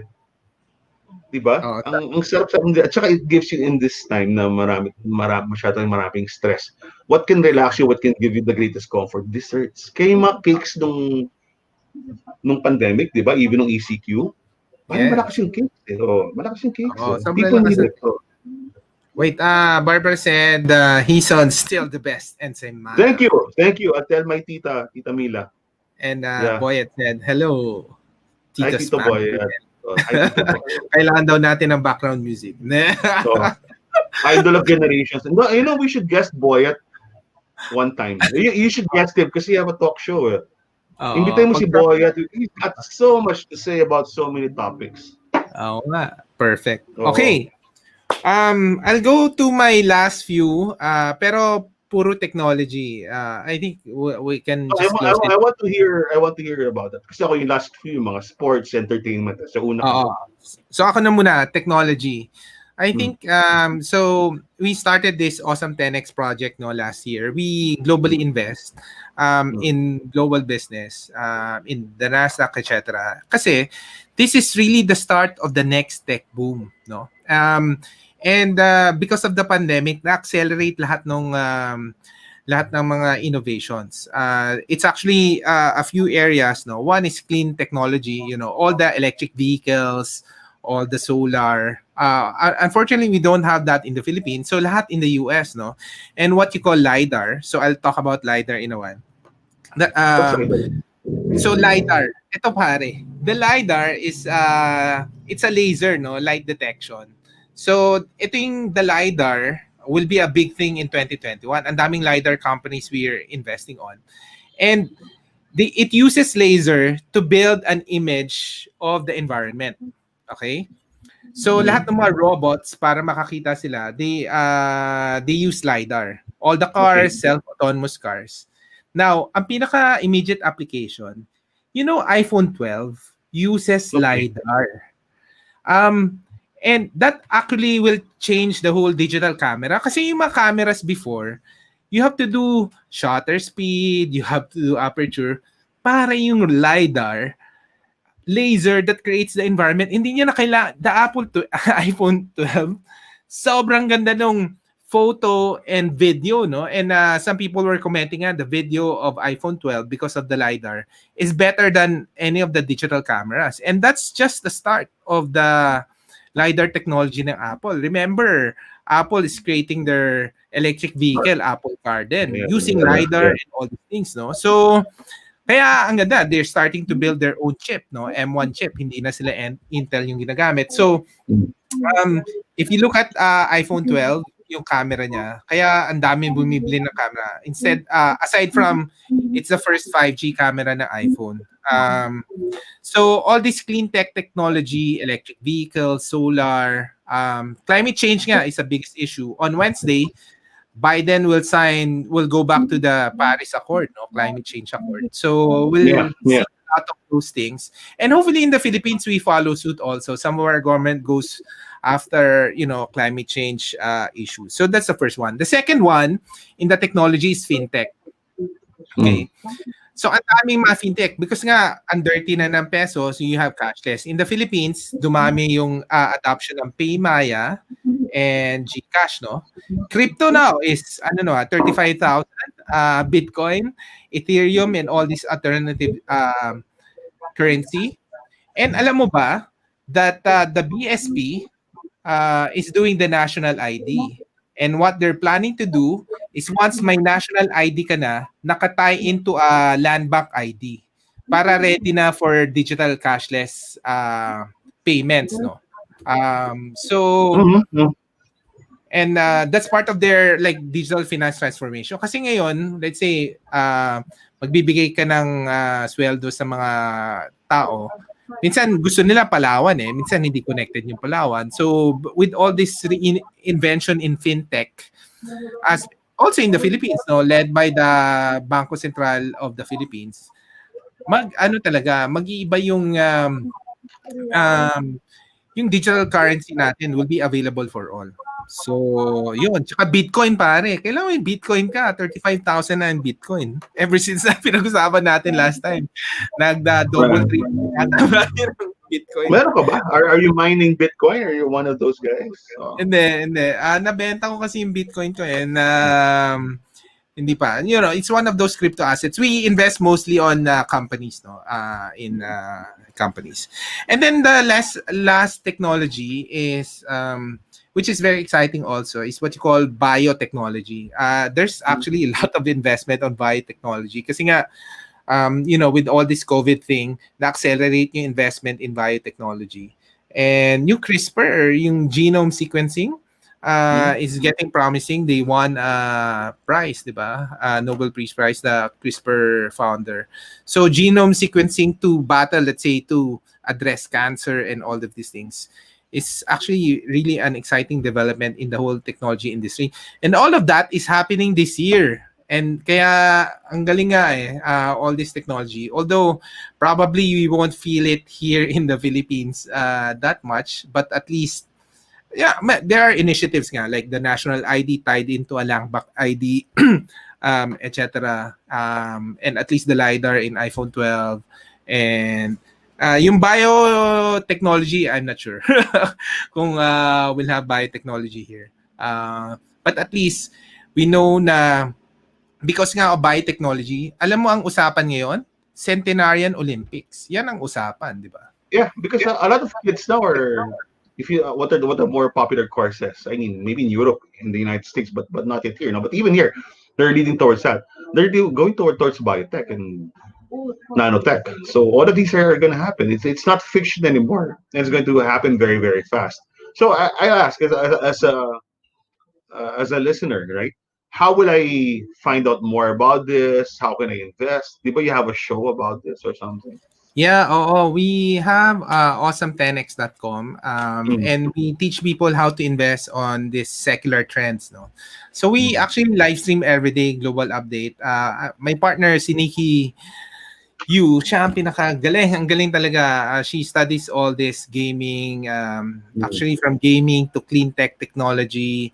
Lahat kasi sila nag-IPO today. So, ngayon na, no? A lot of investment in the region, actually in Southeast Asia, pero mostly lahat sa Indonesia, no? Like the Gojek, Grab, and then, Tokopedia from Indonesia are going IPO in Nasdaq, no, and in the US. So there's a lot of investment happening, and we cover them. Actually, most of the time, we teach people how to globally invest, how to spot them, and we have a membership site na 2,000 per month, and we teach them how to invest, no, their money on these 10x secular trends, or they can watch our YouTube show. Sorry? Magkanong show money mo dyan pag mag-invest ka? Para sa mga nakikinig. Actually as little as $1,000 for the global markets. Okay. Going to $2,000 ganun. And then they can really invest kasi nag-change na rin yung a lot of the rules. So we use interactive brokers para you can invest. And we're really passionate about it kasi sayang we can teach Filipinos how to invest, no, on these trends. And sometimes you don't see it now. We'll probably siguro the first electric vehicle dito, I don't know. Meron naman fully. Siguro one of the China EVs will be here sometime in the future. So, yun. They can watch the Awesome 10X. This is tech related. What the fuck is the deal with Leica? What do you know about Leica? No, because I ask people about it, and yes.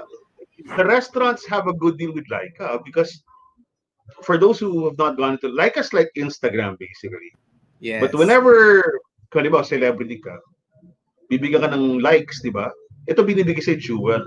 And apparently for celebrities, a jewel is like a peso or something, no? And they're able to earn all of these points or these jewels, which they can redeem at so many partner establishments. And it's good for the restaurants. It's really good because whenever a celebrity comes in with, let's say, 10,000 jewels, they can use that to buy 10,000 pesos worth of food, for example, at House of Wagyu, which is a very expensive premium restaurant, or at Wolfgang's for that matter, or Albert's. And what Leica does is they get a small percentage of the bill, then they pay the restaurant in cash. So walang nawawala sa restaurant. And they get free publicity because all of these celebrities post that they ate at House of Wagyu or Albert's or Wolfgang's using their Leica jewels. So what the fuck is Leica? How are they earning money? Where are they getting all this cash? That's what I'd like to know. So kanya-kanyang business model dyan kasi parang gamified digital currency yan Hindi naman si Laika lang ang first na gumawa niyan. Kumu has the same model. Pero I think Laika is the first one who But integrated with the Kumu, food for me, sa sorry, Kumu restaurants ka eh. parang ano eh. Yung Laika para social eh. Diba? Because they're using Oo. like Kumu is, I'm sorry but we live in a very caste society di ba? May mga caste system tayo. Yung Kumu, sabihin ko na, parang baduy, di ba? Medyo baduy si Kumu. But si Kumustahan. Laika, Kumustahan. parang baduy, parang jeje. Si Laika, pucha, kumakain ka sa House of Wagyu. Jesus Maria Jose. Di Oh, ba? tsaka Nagulat si din ako Chef eh. Bell accepts Oh. Laika Gems, di ba? So where's the money coming from? That's my. And I was asking people about it. People are saying, no, this is a bit, but here's the mysterious thing. There's very little resource available in the web. Mag-Google ka ng Laika. Very little. Makakahanap ka pa sa Reddit. Do you really believe everything you read on Reddit? Not even, right? But what's Laika? That's what I'd like to find out. If we're talking about trends here in tech, and Laika is going to be very big. I see the value for restaurants kasi we're in the restaurant industry. Talaga nakakatulong sa amin kasi free advertising for the restaurants. But where are they getting this money? Oo. And maybe let's I, talk to I look at their site. I look at their site and wala naman advertising. Oh, we all knew before, right? That Facebook, that Instagram in their infancy, that was their model. That one day we would leverage our membership, our base, and we could, and that's exactly what they did, right? But they didn't really shell out money, right? And they had advertisers. So the restaurants are not paying Laika. The restaurants are being paid by Laika. Tapos yung huling balita, who's this young girl who's always showing off her butt? This very famous girl. Si Ang pangalan? Alam mo yun Ivana. kunyari. Oh, si Ivana. Ivana ba? Ivana Alawi. She got a Ford Explorer from Laika Jewels. Aba? Yeah, she did. So, what the hell is that? So, that's my only question. Uh, what is Laika's business model and why do they have so much cash? And this is just one country. They're big in Southeast Asia. They're not, I think, anywhere else. They're piloted in Southeast Asia. So I would like to know because there's hardly any resource available on the internet. Google in the past few days, wala akong makita. Yeah. Oh. No, that's interesting question. No? Kasi most of the startups naman have funding talaga from venture capitalists and stuff. No?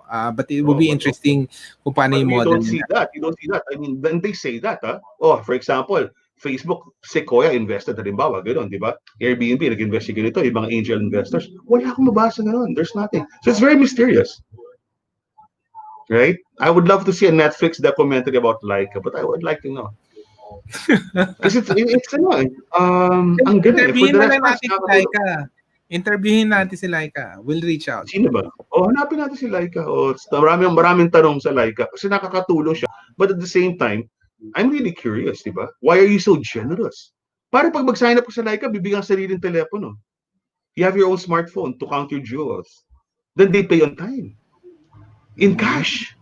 What the hell?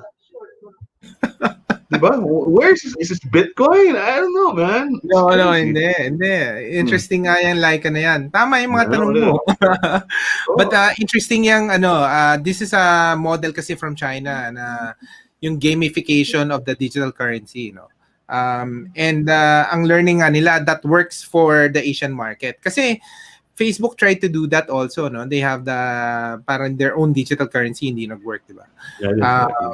But this one, apparently it's working. Pero question nga, is it sustainable, no? Where the money is coming from? Ako lang, parang a lot of people join it. A lot of people join Laika and in the hopes that they will get to earn jewels. But if you look closely at their TOS, pare, medyo mahirap Medyo mahirap kumita ng jewels kung ano ka lang, kung Juan de la Cruz ka lang. Kung celebrity ka, yeah, if you show your butt, you can earn a lot of jewels, because people will throw literally jewels at your butt. But I don't know, man. Hindi naman ikaw rin sponsor. But, no, I have a question kasi here's, kausap ko si Kat, si Kat Trevino ng Jollibee, hindi ba kausap natin?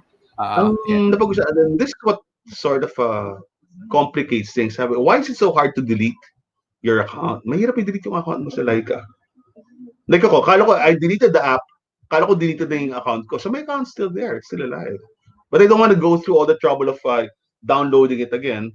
So my question is there data mining involved? What is it? What's happening here? Right? I mean, I don't care. My data's all for. I don't really give a shit about my data. But for those with privacy issues, this might be something. So Oo, yeah, like reach out to us. We want to know what the hell's happening with you ah, guys. what's happening, di ba?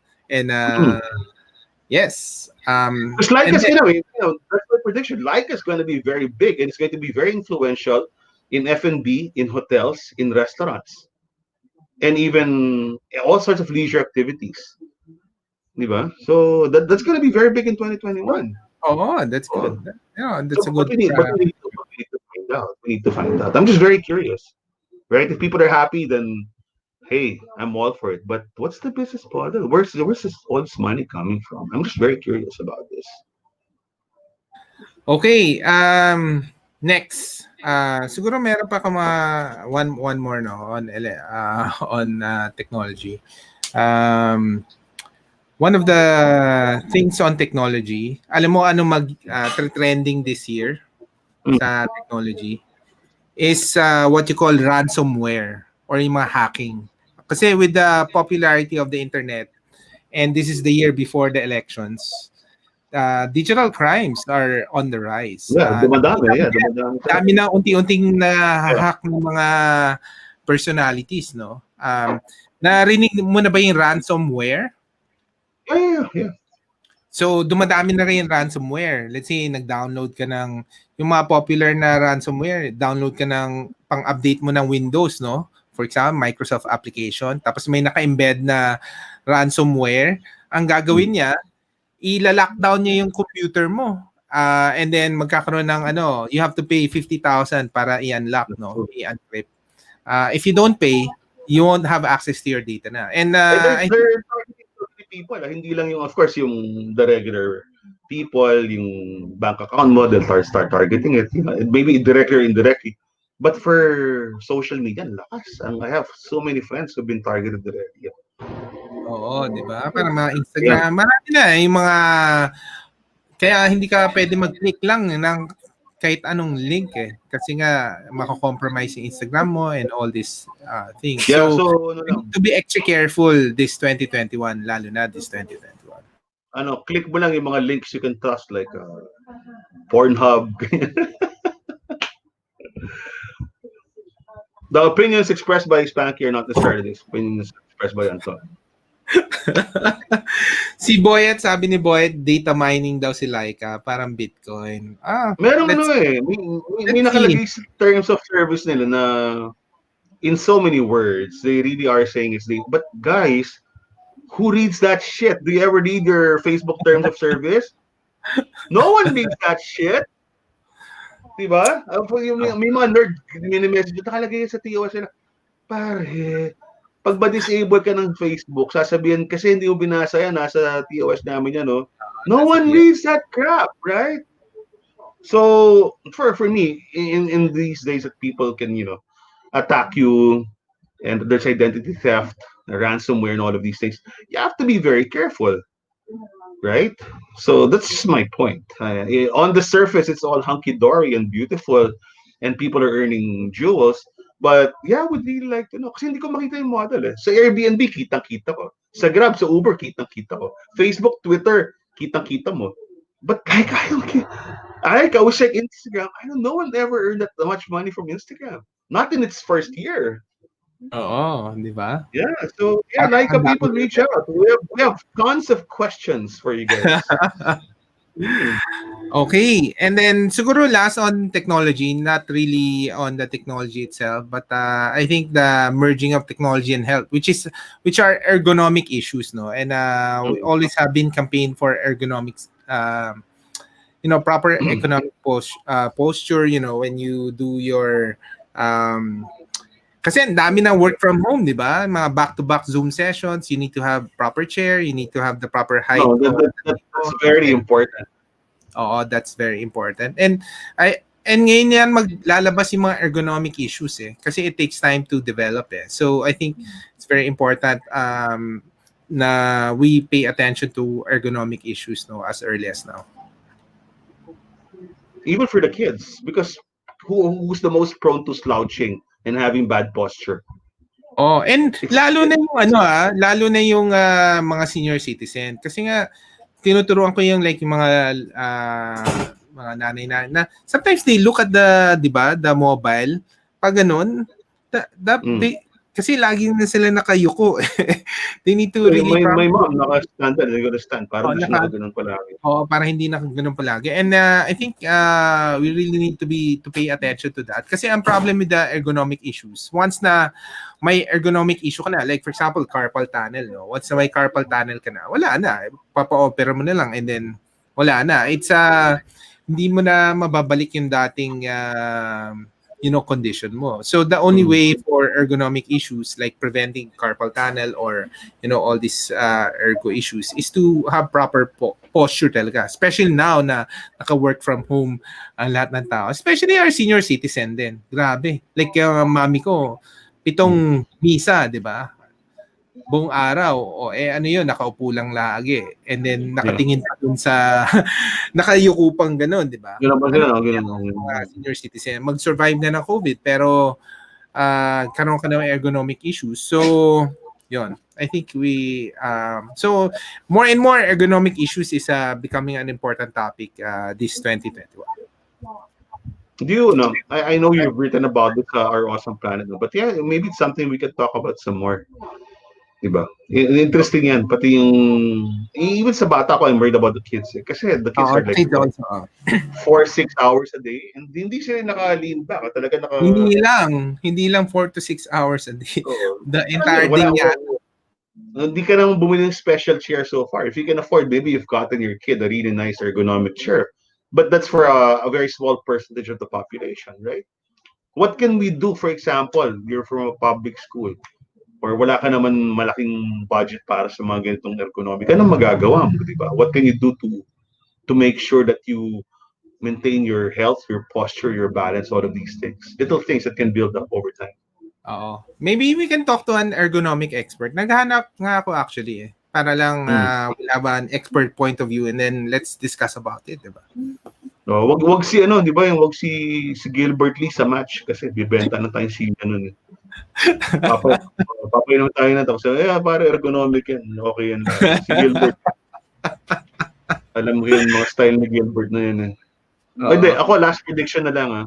Ikaw Ito na. no, hindi pala it's more of ano, things I'm hoping for, maybe not predictions. I'm really hoping that the pandemic is controlled because I want to watch Top Gun in IMAX. Ganun kasimple. I'm such a big movie guy, right? But even though Netflix has so much content, how so much, but yeah, come on, it's different. You know, no matter you have Wonder Woman 1984 in your TV the day it's released in the States, or Soul from Pixar, nothing beats the experience of going inside a darkened movie theater, enjoying it with all the reactions to all the people around you, with a giant cup of soda, your buttery popcorn, right? And your date. Nothing beats that. It's such a, for a century we've had a communal experience, even for concerts. Sana mawala tong punyetang pandemic na to because that's what I miss, right? And I can't imagine watching Top Gun 2, for which I waited for 30 years for the sequel, on my TV, no matter how nice my TV is. Right? So that's my prediction. My prediction is we're gonna watch, and tagamo to sa bato, we're going to watch Top Gun.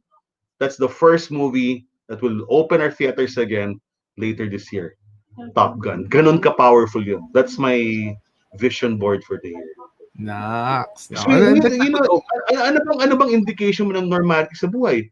Right? Pag pupunta sa mall, anong ginagawa sa mall? Kakain at manood ng sine. Right? You can do one now, but you can't do the other. Right? You can do shopping, but sometimes it's really hard to do shopping. Retail's really, really down now because what's taking the place of retail? Everyone's just going to Lazada, right? But we need to have that experience back, right? I don't believe we're meant to be here static, right? Sedentary our whole lives here. It's been a year. It's been 10 months. It's going to be a year and 2 months. So I hope that we can just move forward, but we cannot do that if we don't behave, right? So yung mga actual best practices natin, nakasanayan natin, no matter how much we hate our face shields, tuloy na natin, makakatulong eh. Kasi I'm telling you, if we reach 3,000 a day again, everything's gonna be locked down again. Everything's gonna be locked down again. And it's happening all over the world. We're just very lucky it's not yet happening here. So that's what I'm praying for. That's my prediction. We've been very lucky so far. Sana tuloy-tuloy. Yeah. Pero siguro no, that's a good hope talaga, no, for a lot of people. But just wanted to give a perspective then for families like us with kids, no. Naging home movie night talaga is something different kasi nga all these movies are available, di ba? Like Wonder Woman 1984. And then recently, Disney announced all the Star Wars universe will be available in Disney Plus, no? Starting with WandaVision, with Mandalorian. So it became available in a sense, and they can tell the story on a longer time format. So, but tama ka, no, na sense of normalcy yung IMAX na Top Gun. Pero it's kind of hard rin for the cinemas to go back. Yun lang. Kasi nga, it's an enclosed place. I think when we have all the vaccines, ang sabi nga nila, parang hopefully magkaroon ng vaccine passport in a sense, no? Na lahat na approve na nag-vaccine ka and you can go to certain things, no? You can travel, you can watch movie, etc. Kasi at some point there will be people who have vaccinated and some people na hindi, di ba? So we'll see. That's a good hope. That's a good prediction. Tingnan natin yan at the end of the year, kung nangyari. Ayun, let's say this for next week, yung pandemic scenario, conspiracy theory, ni Boyet season. Marami rin ako. Siguro one of our episodes siguro na lang. I will just rant about this whole crazy thing here. But I'm still, that's it. I refuse to surrender to all of these things that are happening to us. Every day, every morning, that's why, di ba, sinasabi ko for the longest time. Sabi ko, I hate that term new normal. It's never going to be the new normal. This sucks. This is not normal. This was never normal. Right? So stop saying new normal. This is not normal. This is not our life. Right? Pag mag-new normal ka, ibig sabihin nag-surrender ka na, people will justify, bullshit. This is not normal. Normal is we go around without masks. Our normal is we can go to our province and talk to our lolas and lolas when we want to. Bring our kids out to restaurants. That's normal. This is not fucking normal. So stop saying new normal. Tama na yung kagaguhan na yun. Diba? And if you have that fighting spirit, then maybe you can start from there. Right? Because we have to fight this, right? We really have to fight this. If we stay new normal, magiging new normal tatanggapin mo na yan eh. Ito ba yung buhay natin? Hindi ito yung buhay natin. Your kids are not supposed to be stuck in their house for 10 months. That's shit. They're supposed to talk to other kids, play in the playgrounds, communicate and interface with other kids, face to face with the teachers. That is normal. Yes. This is not normal. So stop saying that shit. So Boy agrees, no? There's no new normal bullshit for me. And may tanong rin siya, kailan ka magpapagupit daw, Tito Spanks? Pabutin pa gano'n. Pag old, abnormal na. Habain ka pa. Nagpagupit ka na ba, Boyet? Di ko alam eh. Last question, Spanks. Medyo matagal na tong stream natin. Anong prediction mo sa mga romance this 2021? That's why mainit ulo ko hanggang ngayon. Wala eh. What are you gonna do? Right? What are you gonna do? You go out on a date, dapat kailangan may COVID passport ka, kailangan may RT-PCR, may clearance ka. You don't know eh. Everyone's sex life is affected. Everyone's love life is affected. Right? And I'm very happy for all of those who are married, happily married. But but for people like romantics like Boyet season, or me, we're single, ready to mingle. Anton, I don't even want to go on dating apps. Nakakatakot, hindi mo alam di ba? So behave ka muna. That's what they replace with. Ang tagal na Spanks. Ang tagal na. Hindi, meron, pero syempre gusto mo parang dati, di ba? Wala na daw new normal na daw yan. That's another topic for another day. Maybe that's what we should talk about the next time. Pero alam mo, papunta na sa Valentine's. talking about technology, may haptic technology na develop Oh my Sa, God, I don't want to go sa into it. VR, we-wear ka ng mga haptic technology na gloves and Oh you can my feel the God. touch. Pare, No nagawa way, na man. nila. I will not. I will not. Oh Jesus Christ! That's not. That's a natural. And then ang That's like sabi the niya, high. Alam mo yun, this is like, the high-tech version of alam mo yung mga love doll, yung mga perverts sa America, meron silang, can you make love with a doll? That's sick. pero That's what pwede haptic ng long technology is. distance. Oh Long my distance God. No way, relationship. no Oh, way, no sucks. way, no way. No way. It's all natural for me, you know. That's not how we were created as human beings. High tech sex is not sex, man. That's just robotic stuff. That's just tech. It's like making love to your computer. You just put on Pornhub, whatever. Oo. Oh my God. Cheaper pa. Wow. Yeah, but we should talk about that next time. Yeah, well, there's a lot to talk about. But if we talk about love and relationships and sex, that's a really good topic. Our next podcast, ganun tayo. Oh. Dami. Pero Pero dapat may guest tayo. I need a female dapat may guest perspective. tayo. Oo, may Oh, guest female dapat tayo. perspective. Siguro may pare para mapagsabihan ako or something.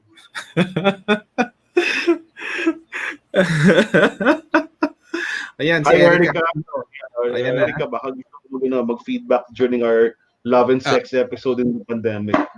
oo. Sige. So, meron na tayong Laika episode, Love and Sex episode. Di ba? Mm. Ayan. Ang dami nating... Ayun. Last prediction na.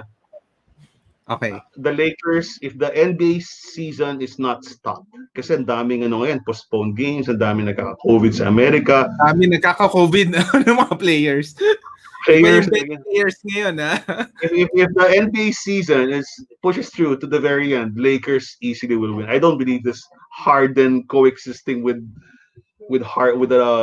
Durant and that crazy Kyrie Irving. It's not gonna happen. It's not gonna happen. Yeah, so Lakers in 6, whoever they come up against, or this Milwaukee or Miami again, or even if Brooklyn gets in, provided the NBA season. I'm praying sana matuloy. Kasi ang lungkot ng NBA ngayon. Anton, nanonood ka ba? Hindi. Pero yung anak ko, know, sumusunod na. it's so sad because there's no fans. Then now you can really tell a large part of the entertainment factor of any sporting event are the fans and the way you react with them because they're your sila yung pinaka-avatar mo eh. Diba? I was watching, was it Wimbledon or the French Open? Sad shit. That's sad. Diba? Paano ka gaganahan? Yun ang nagpapagana sa'yo eh. Right? So hopefully the NBA will conclude, but if that's the case, then it's gonna be Lakers. Oo nga. So, gago lang, just keep safe everyone kasi nakakatakot yung nakakatakot talaga sa Amerika ngayon, yung nangyayari sa atin noong August 2020, yung overloaded yung mga ICU hospitals, that's exactly what's happening in Los Angeles right now. And Los Angeles is like the entertainment capital of the world, even for sports, right? So if this really hits the entertainment sector and they're forced to halt production, maubusan tayo ng palabas next year or even late this year. Wala na yung mga bagong season ng You, wala yung Succession, yung mga gusto natin napanood, maubos yan. So, tama ka, muna tayo old movies na naman. Or mga Korean movies. Or Korean, definitely, yeah. Yeah. Olympics ba matutuloy? Oo nga, Olympics. I doubt it. 2021 by August or July? I doubt it. Look at what's happening to it.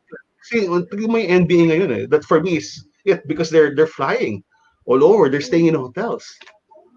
And that's what's causing all of this protocol violations, and that's what's causing it's a travel to the hotels eh. It's the movement. And sabi nga ni Boy, sabi niya, he had 3 relatives in Cali with COVID now. O nga, mahirap talaga yun. And how can you control a global event? That's I think Tokyo Olympics will be postponed. I'm very sad about it. But it's like we are in a World War II situation. Kailan ba nasa postpone yung Olympics? World War II. But we are fighting a war. It's a global war. So there you go.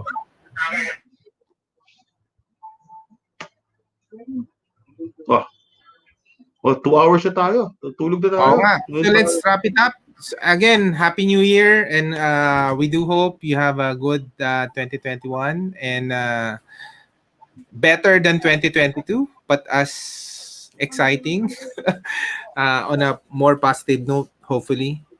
Yeah, ano lang, huling hirit na lang there's two good things that you should watch right now. Yung sa HBO, mamaya ngayon, 10 o'clock part 2 of the Tiger Woods documentary. It's like 90 minutes. It's just two parts, but part 2 is airing tonight. Or if you have HBO Max or HBO Go, it's really a good documentary. It's similar to what they did with Michael Jordan for the last dance of Chicago Bulls. For those everyone who's a sports fan, so watch Tiger on HBO. And there's a movie, and there's a new Tom Hanks movie. It's a western. It's called News of the World. It's out now. Uh, I don't know where it's out now, but it's here. It's on my computer, so I'm not sure where I got it. But he's playing some a Clint Eastwood western character.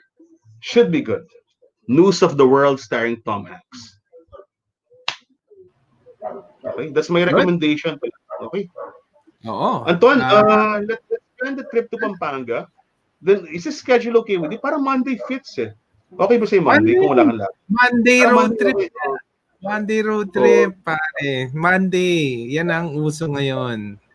Yeah, kung wala kang road trip, di doon tayo mag-record ng podcast. Kasi Monday, work from home ako. So, hindi ako pagod. Hindi ako lasing, Oo. in other words.